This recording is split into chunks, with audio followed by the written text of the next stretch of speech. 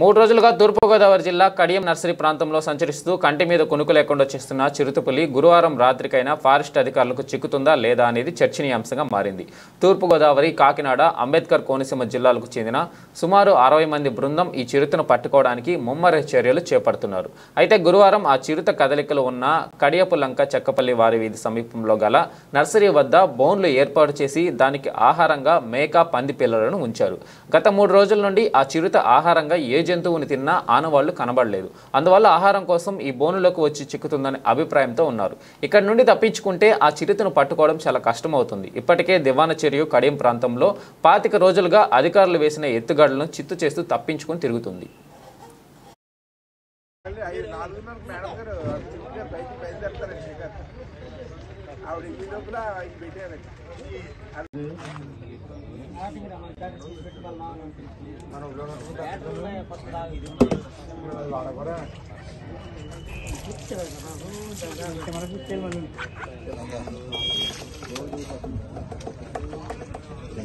గుమ్మని sound గట్టి తప్పొద్దండి.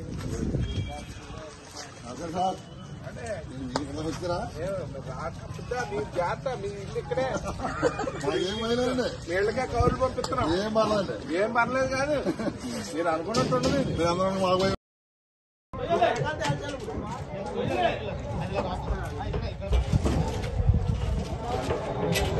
మీరే లోపల అడగాల.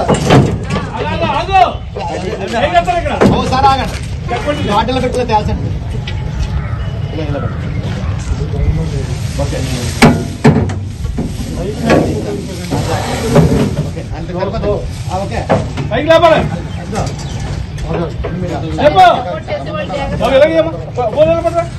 పక్కనే